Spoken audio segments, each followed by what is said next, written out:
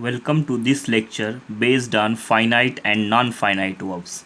Finite verbs. Finite verbs change their forms when there is a change in the number or person of the subject. Finite verbs also have different forms in different tenses. Non-finite verbs. Non-finite verbs do not change their forms when the number or person of the subject changes. There are mainly three types of non-finite verbs: infinitives, gerunds, participles. Now we will try to understand the definition of finite and non-finite verbs with the help of examples. Here, Ram went to market to purchase fruits. You find that in this sentence two verbs have come, went and to purchase. So you see here that went is a verb which form will change according to the change of the tense.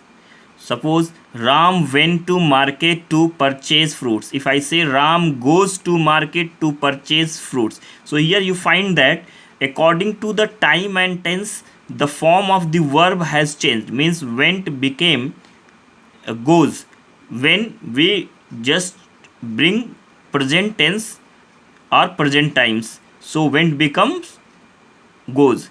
But you find that here to purchase does not change, it remains the same, it remains unchanged. So you find that a verb that changes according to the change in the time and tense, so that verb is known as finite verb, and the verb that does not change according to the change in time and tense, that is known as non-finite verb. Ria ran fast to save a child. In this sentence, there are two verbs, ran, to save. Ran is a finite verb and to save is a non-finite verb, because according to the time and tense, ran can change its form, but to save, this verb will not change its form. I study English to improve my communication. Here also you find that I study. Study is a verb that is finite. To improve, it is non-finite, because study can change its form according to the change in tense, and to improve cannot change its form even if the tense is changed. I am studying English to get good job. So you find that according to the change in the tense, the verb I am studying can change its form, but the verb to get cannot change. So here I am studying is a finite verb and to get, it is a non-finite verb. She will study English to enhance her conversation skill. The same thing happens here in this example. Will study can change its form according to the change in tense, and to enhance will not change its form. So will study, it is a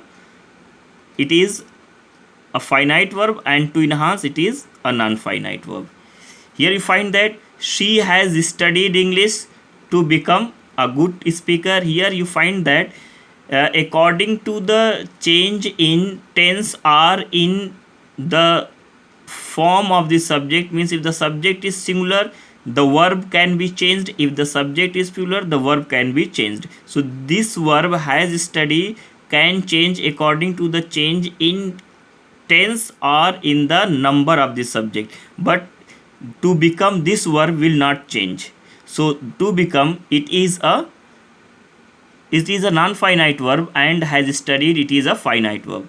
They go to Bhopal to visit their uncle. She goes to Bhopal to visit her uncle. He has gone to Delhi to visit Prime Minister. They have gone to Delhi to visit Prime Minister. So you find that go, goes, has gone, have gone, they have changed according to the change in the number of the subject, but to visit in all these sentences have not changed even if the number of the subject has been changed. So here to visit is a non-finite verb in all these sentences, and go, goes, has gone, have gone, they are finite verbs. Thank you so much for watching this video.